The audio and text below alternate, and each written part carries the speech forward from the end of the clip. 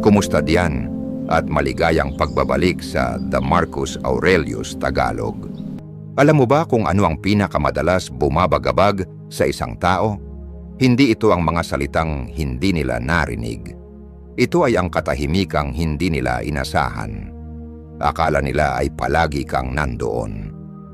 Naniniwala sila na gaano man karaming beses kanilang itinulak palayo, mas paglalabanan mo pa para patunayan ang iyong halaga.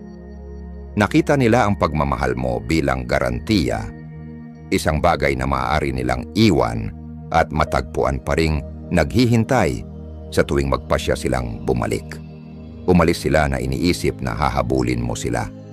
Akala nila ay magmamakaawa ka. Inakala nila na ikaw ang unang susuko. Ngunit ang hindi nila pinaghandaan ay ang iyong katahimikan. Dahil ang katahimikan ang tanging bagay na hindi nila makontrol. Kapag huminto ka sa pagpapaliwanag, paglaban, at pagpapatunay sa iyong sarili, inaalisan mo sila ng kapangyarihan nang hindi mo man lang iniaangat ang isang daliri. Inasahan nila ang galit, inasahan nila ang sakit, inasahan nila ang mahahabang mensahe na puno ng paliwanag tungkol sa kung gaano kanila sinaktan. Pero katahimikan.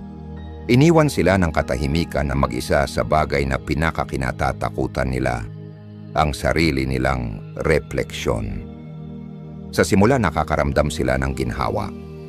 Kinukumbinsi nila ang kanilang sarili na binibigyan mo lang sila ng espasyo, na anumang oras, gagapang ka pabalik na may isa pang paghingi ng tawad o isa pang pagkakataon. Ang hindi nila napagtanto ay ang iyong katahimikan ay hindi isang laro. Ito ay isang desisyon. Ang sandali na pinili mo ang katahimikan kaysa paliwanag ay ang sandali na nagsimulang gumuho ang kanilang ego. Ang katahimikan ay hindi nagpapakain sa kanilang ego, ginugutom nito.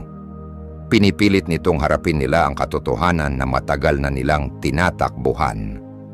Ang katotohanan na marahil hindi ikaw ang mahina. Marahil sila ang mga pinapayagan lang. Marahil sila ang nawala ng isang taong magmahal sa kanila magpakailanman. Akala nila ay sinira kanila sa pag-alis, ngunit ang iyong katahimikan ay sumisira sa kanila sa mga paraan na hindi nila kailanman aaminin ng malakas. Ang katahimikan ay lumilikha ng pagdududa, at ang pagdududa ang pinakamabagal, pinakamasakit na lason sa isip ng tao. Nagsisimula silang suriin ang iyong social media. Binabasa nilang muli ang mga lumang mensahe. Inuulit nila ang bawat alaala, sinusubukang alamin kung kilala ka ba talaga nila. Gusto kanilang habulin dahil hanggat hinahabol mo sila, hindi nila kailangang maramdaman ang bigat ng nawala sa kanila. Ngunit sa sandaling manahimik ka, sa sandaling iyon nila napagtanto ang isang bagay na hindi nila inaasahan, hindi mo sila hinahabol. Pinapalitan mo sila. Hindi ito tungkol sa paglalaro ng mind games. Hindi ito tungkol sa paghihiganti. Ito ay tungkol sa wakas ay pagbibigay sa kanila ng ibinigay nila sa iyo. Wala. Dahil minsan, ang pinakamakapangyarihang bagay na masasabi mo ay talagang wala. Sa video na ito ipapaliwanag ko ng eksakto kung bakit mas sinasaktan sila ng iyong katahimikan kaysa sa inaakala mo. Aalamin natin ang mga nakatagong yugto na pinagdadaanan nila sa likod ng saradong pinto at ipapakita sa iyo kung paano panatilihin ang iyong katahimikan sa paraang hindi lang muling nagpoprograma ng kanilang isip, kundi muling nagtatayo rin ng iyong sariling halaga sa proseso. Kung kailanman ay kinuwestiyon mo kung may nagagawa ba ang iyong katahimikan, sa pagtatapos ng video na ito, mauunawaan mo kung bakit ito ang pinakamakapangyarihang tugon na maibibigay mo. Simulan na natin. Numero 1. Bakit mas masakit ang katahimikan? Kaysa salita, ang katahimikan ay ang tanging wika na hindi kayang balewalain ng isip ng tao. Ang mga salita ay maaring pagtalunan, baluktutin o harangan, ngunit ang katahimikan. Pinipilit ng katahimikan ng isang tao na umupo at harapin ang kanilang sarili. At doon nagsisimula ang tunay na labanan. Kapag may umaasa na hahabulin mo sila, ang iyong katahimikan ay hindi lamang nakakalito, ito ay masakit. Dahil ang tunay nilang gusto ay maramdaman na sapat ang kanilang kahalagahan para makakuha ng reaksyon mula sa iyo. Inasahan nila ang galit, inasahan nila ang mahahabang paliwanag. Inasahan kanilang lumaban para patunayan ang iyong halaga sa huling pagkakataon. Ngunit ang hindi nila inaasahan ay wala kang gagawin. Ang kapangyarihan ng katahimikan ay nakasalalay sa kung ano ang hindi nito ibinibigay sa kanila. Walang closure, walang kaginhawaan, walang katiyakan na nasa kontrol pa rin sila. Lumilikha ito ng isang walang laman na espasyo sa kanilang isip na sila lamang ang makakapuno. At ang isip ng tao ay malupit kapag pinabayaang mag-isa. Sa unang ilang araw, kinukumbinsi nila ang kanilang sarili na nagpapaka-hard to get ka lang. Sinasabi nila sa kanilang sarili na naghihintay ka sa iyong telepono, nag-aasam na kontakin ka nila. Ngunit habang ang mga araw ay nagiging linggo, ang katahimikan na iyon ay nagsisimulang magbulong ng mas madilim na kaisipan. Paano kung hindi ka naglalaro? Paano kung tapos ka na talaga? Paano kung nagpapatuloy ka na nang wala sila? Ang pagdududa na iyon ang nagiging mabagal na lason na hindi nila nakita na paparating. At ang pinakamasama, ginagawa nila ito sa kanilang sarili. Naniniwala ang mga sinaunang Stoic na ang kapangyarihan ay wala sa iyong sinasabi. Ito ay nasa kung ano ang pipiliin mong huwag sabihin. Minsan sumulat ang pilosopong si Marcus Aurelius, ang katahimikan ay isang aral na natutunan sa maraming paghihirap ng buhay. Ang iyong katahimikan ay nagtuturo sa kanila ng isang aral na hindi kailanman inihanda ang kanilang ego, na hindi ka na naghihirap para sa isang taong hindi kailanman handang maghirap para sa iyo. Bawat oras na tinitingnan nila ang kanilang telepono at walang nakita, masakit. Bawat oras na nirefresh nila ang iyong social media at walang nakitang malungkot na post, masakit. Bawat oras na sinusubukan kanilang galitin sa pamamagitan ng indirect posts at wala kang tugon, mas lalo silang nababasag. Dahil ngayon ang tanong na nagliliyab sa kanilang isip ay hindi kung nasasaktan ka ba. Ito ay kung kailangan ka ba talaga nila. Ang nagpapalakas sa katahimikan kaysa sa mga salita ay pinipilit nito silang lumikha ng sarili nilang bersyon ng kwento. At ang isip ay laging nag-i-imagine ng pinakamasama. Siguro nagpapagaling ka. Siguro masaya ka. Siguro nakahanap ka ng mas mahusay. Hindi mahalaga ang katotohanan. Ang mahalaga ay napagtanto nila na ang taong inakala nilang laging nandoon ay hindi na naghihintay. Akala nila sinira ka nila. Ngunit pinapatunayan ng iyong katahimikan na sinira lang nila ang bersyon mo na nagtiis sa kawalang respeto. Ang pinakamalaking kapangyarihan sa katahimikan ay inililipat nito ang buong dinamika nang walang kahit isang salita. Hindi ikaw ang humahabol, ikaw ang hinahabol. Nang hindi man lang kumikilos, i-drop ang affirmation na ito sa comments ngayon. Ang aking katahimikan ay ang aking kapangyarihan. Dahil kapag natuto kang lumayo ng walang laban, iyon ang araw na napagtanto nila. Nawalan sila ng isang taong hindi nila kailanman tunay na karapat-dapat. Numero 2, ang lihim na yugto na kanilang pinagdadaanan. Ang katahimikan mo ay hindi lang isang bagay na kanilang napapansin. Ito ay isang bagay na kanilang nararamdaman. Ang hindi na pagtatanto ng karamihan ay ang katahimikan ay hindi agad-agad tumatama. Unti-unti nitong sinisira ang isang tao, payugto-yugto. sa mga paraang hindi nila kailanman aaminin ng malakas. Ang unang yugto ay ginhawa. Sa simula, kinukumbinsi nila ang kanilang sarili na binibigyan mo lang sila ng espasyo. Naniniwala sila na naglalaro ka lang ng pansamantalang laro sa isip para makuha ang kanilang atensyon. Bumubulong ang kanilang ego, babalik sila. Laging silang bumabalik. Sa simula nakakaramdam pa sila ng kontrol sa iyong katahimikan, iniisip na oras na lang bago ka kumontak na may isa pang paghingi ng tawad, isa pang pagkakataon. Ngunit ang hindi nila napagtanto ay ang iyong katahimikan ay hindi isang paghinto. Ito ang huling sagot sa isang tanong na matagal na nilang sinusubukan. Pagkatapos ay dumating ang ikalawang yugto, pagkaosyoso. Lumipas ang mga araw, pagkatapos ay mga linggo, at ang mensahe na sigurado silang darating ay hindi kailanman dumating. Doon nagsisimula ang pag-check. Nagsisimula silang mag-scroll sa iyong social media, lihim na nanonood ng iyong mga story, naghahanap ng anumang senyales na nasasaktan ka pa. Isang malungkot na quote, isang breakup song, isang indirect message, para ipakita na naghihintay ka pa rin sa mga anino. Ngunit ang pinakamasakit na bagay na makikita nila ay wala. Walang malungkot na post, walang mensahe, walang patunay na naghihirap ka pa rin. Tanging katahimikan. At ang katahimikan na iyon ay nagsisimulang kumain sa kanila sa mga paraang hindi nila maipaliwanag. Kinaiinisan ng isip ng tao ang hindi nalalaman. At kapag hindi malaman ng isang tao kung ano ang iniisip mo, ang kanilang imahinasyon ay nagsisimulang punan ang mga blangko ng pinakamasamang posibilidad. Doon nagsisimula ang pagkadismaya.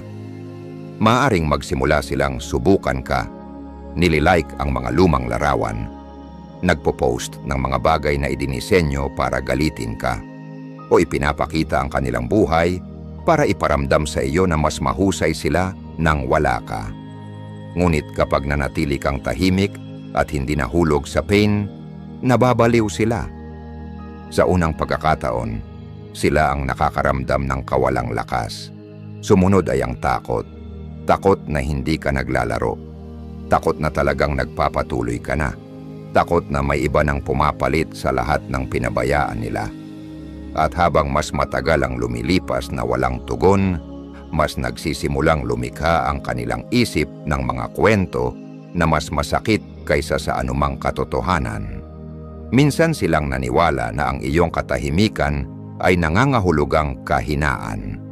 Ngunit ngayon, ang parehong katahimikan na iyon ang nagpapatanong sa kanila kung sila ba ang mahina sa simula pa lang. Pagkatapos ng lahat, bakit hahayaan ka agad ng isang taong tunay na nagmamahal sa kanila? At sa wakas, ay dumating ang pinakamasakit na yugto sa lahat, pagsisisi. Bawat alaala na kanilang binaliwala ay nagsisimulang umulit na parang isang pelikula na hindi nila mapatid. Bawat oras na pinatawad mo sila. Bawat oras na ipinaglaban mo sila.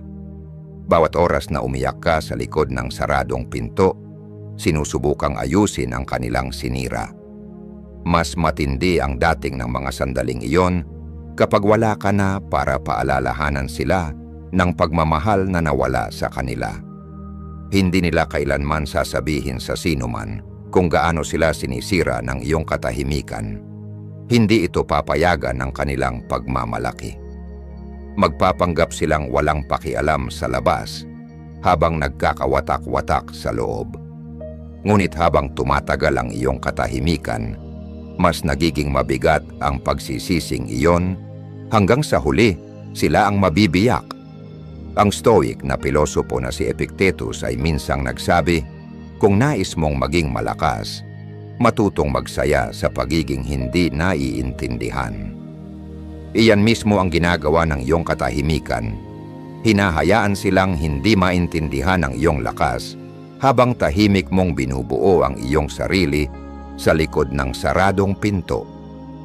I-drop ang affirmation na ito sa comments ngayon. Pinipili ko ang katahimikan dahil pinipili ko ang aking sarili. Tandaan, ang taong nananatiling tahimik ang nagtataglay ng lahat ng kapangyarihan. Numero 3, kung paano binabago ng iyong katahimikan ang kanilang pag-iisip. Ang katahimikan mo ay hindi lang nagdudulot ng sakit sa kanila. Binabago nito ang kanilang buong pagtingin sa iyo. Kapag may umalis, inaasahan nilang iikot sa kanila ang iyong sakit. Inaasahan nila ang patunay na mahalaga sila. Ang hindi nila inaasahan ay ang paglaho mo ng walang laban. Sa sandaling manahimik ka, ang kwentong sinasabi nila sa kanilang sarili tungkol sa kung sino ka ay nagsisimulang gumuho. Bawat segundong lumilipas ng walang mensahe ay pinipilit ang kanilang isip na muling isulat ang bersyon mo na akala nila ay kilala nila. Sa simula nakita ka nila bilang isang taong laging maghihintay, isang taong maaari nilang mawala nang hindi talaga nawawala. Ngunit inaalisan ng katahimikan ang pekeng kapangyarihang iyon. Bawat oras na tinitingnan nila ang kanilang telepono at walang nakita, nagsisimulang punan ng kanilang isip ang mga blangko. Marahil hindi ka kasing hina tulad ng ipinaramdam nila sa iyo. Marahil hindi mo sila kailanman hinabol, pinipili mo lang sila. At ngayong wala ka na, nagsisimula silang magtanong kung naging kanila ka ba talaga. Hindi kayang tiisin ng isip ng tao ang mga tanong na walang sagot. Kailangan mo ba talaga sila? Espesyal ba sila? O isa lang silang kabanata sa iyong buhay? Habang mas matagal ang iyong katahimikan, mas lumalakas ang mga tanong na iyon. At ang pinakamasakit sa kanila ay hindi ang katahimikan mismo. Ito ay ang katotohanang hindi nila kailanman malalaman ang sagot. Ang pagdududa na iyon ay nagsisimulang muling buuin ang kanilang buong pagtingin sa kung sino sila sa iyo. Dati, naniniwala sila na sila ang premyo. Ngayon, pinag-iisip sila ng iyong katahimikan kung sila ba ay pinapayagan lang. Ang hindi nila napagtanto ay ang iyong katahimikan ay hindi isang parusa. Ito ay isang refleksyon. Hindi mo sila sinusubukang saktan. Ipinapakita mo lang sa kanila kung paano ang pakiramdam ng buhay nang walang iyong enerhiya na nagpapakain sa kanilang ego. At habang tumatagal ang iyong katahimikan, mas nagiging mahalaga ang iyong pagkawala. Bawat oras na inuulit nila ang mga lumang pag-uusap o nag-i-scroll sa iyong mga larawan, unti-unti nilang kinukumbinsi ang kanilang sarili na nawalan sila ng isang bagay na hindi na nila kailanman mahahanap muli. Minsan sinabi ng pilosopong si Seneca, ang pinakadakilang paghihiganti ay ang maging iba sa taong nagdulot ng pinsala. Pinapatunayan ng iyong katahimikan na hindi ka na ang taong maaari nilang manipulahin. Hindi ka na ang taong nangangailangan ng closure, paliwanag o validation. Nagiging ikaw ang taong kinatatakutan nilang maging, isang taong kayang umalis nang hindi lumilingon.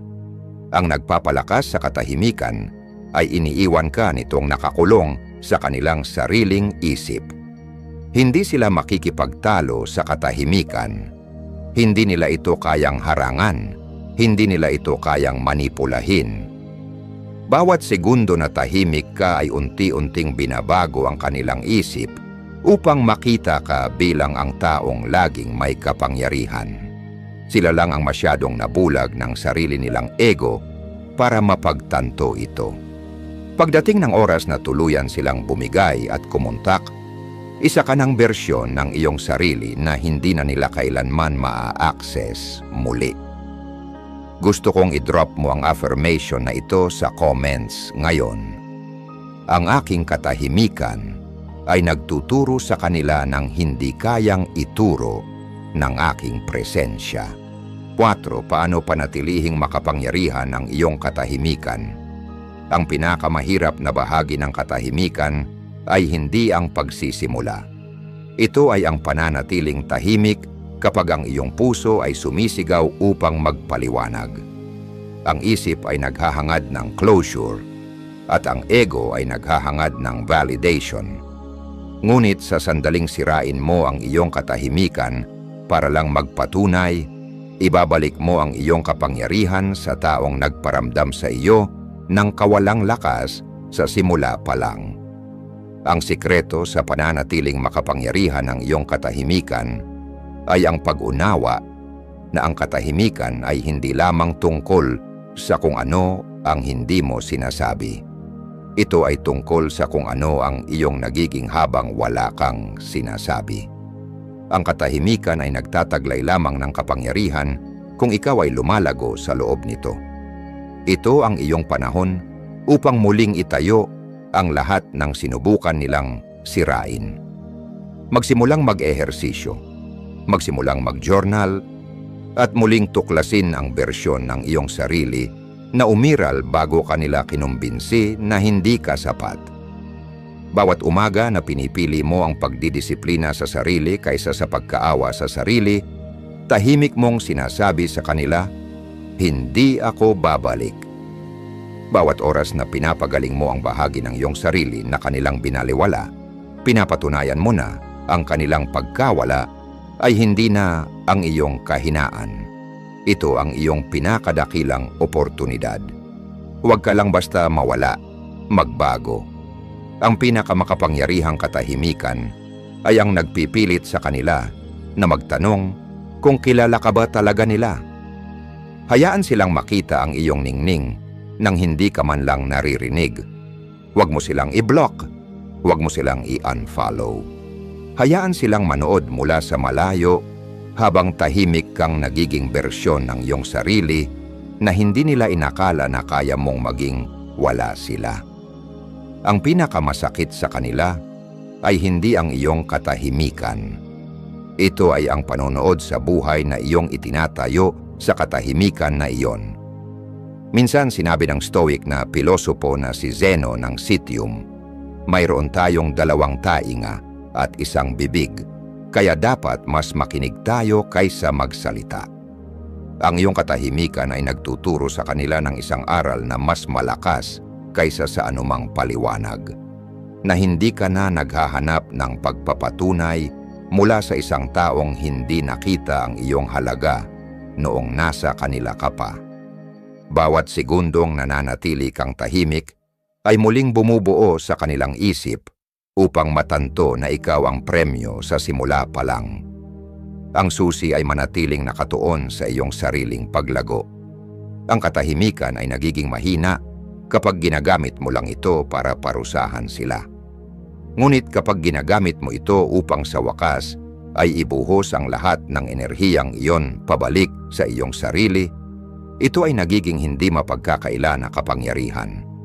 Hindi sila magsisisi na nawala ka dahil tahimik ka. Magsisisi sila na nawala ka dahil ang taong magiging ikaw ay hindi na kailanman muling titingin sa kanilang direksyon. Hindi ito tungkol sa pagpaparamdam sa kanila na namimiss ka nila.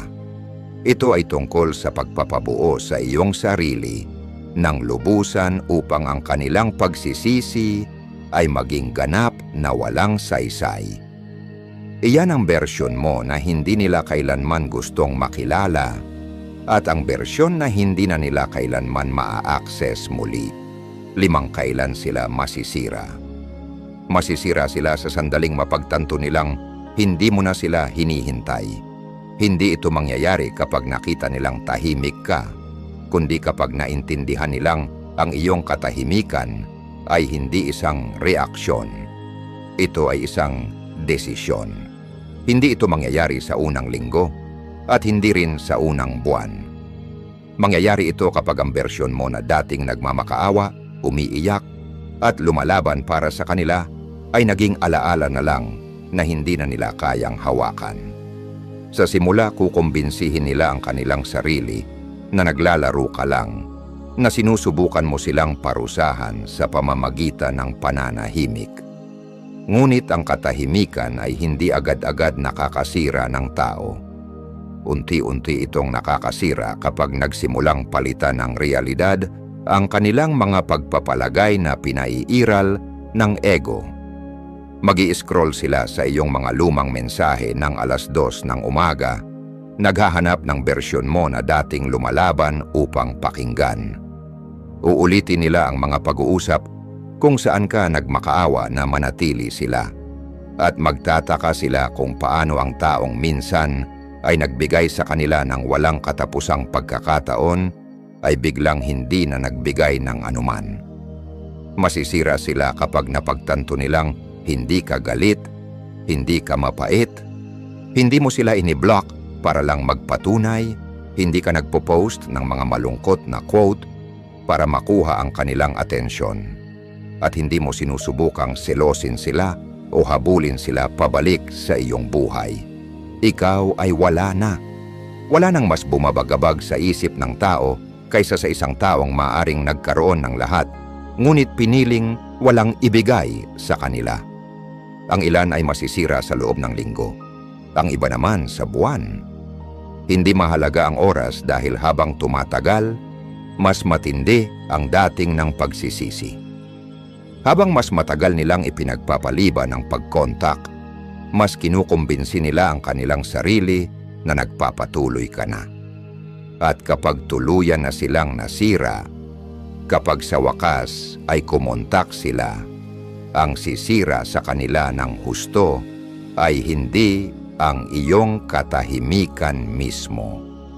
Ito ay ang bersyon mo na kanilang kokontakin